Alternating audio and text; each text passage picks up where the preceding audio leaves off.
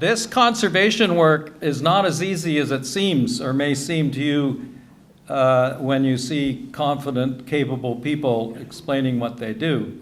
When I was a new, frisky chairman of World Wildlife Fund, I decided to roll up my sleeves and set an example, and I went down to see Rick Waugh, chairman and CEO of the Bank of Nova Scotia. And I said, Rick, I've just been to Cuba, and in downtown Havana, there's a big building there, and it says Bank of Nova Scotia, handsome place.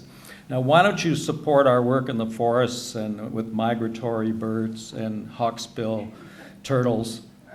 And when capitalism returns to the island, you'll be in the vanguard of the bankers, and the people will say, good old Bank of Nova Scotia, they looked after the flora and fauna in the dark days. I wouldn't give an effing nickel for those dictating Marxist communists. They stole all our assets, took our property, kicked our people out. What else have you got? Well,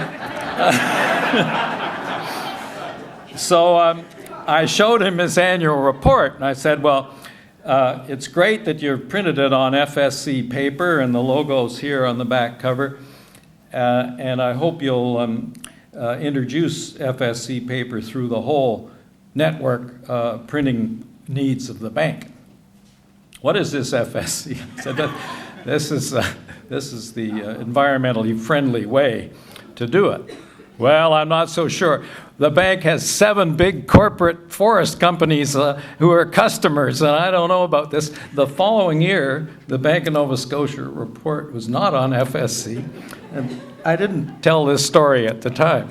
But anyway, I think subsequently greener heads prevailed at the bank, and they're now printing on FSC paper.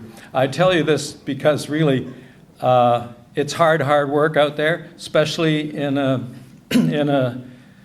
time when the environment is not near the top of the public agenda. So I admire and continue to support in my small way the work of Gerald and his team. It's the 50th anniversary of World Wildlife Fund International. It helps a lot here in Canada that we're connected with 30 other countries who have vigorous and effective WWF offices. And so, I don't want you to toast a little. yeah, a toast to World Wildlife Fund around the world, and particularly in Canada, and to all of you supporters who are continue to be needed. Thank you very much.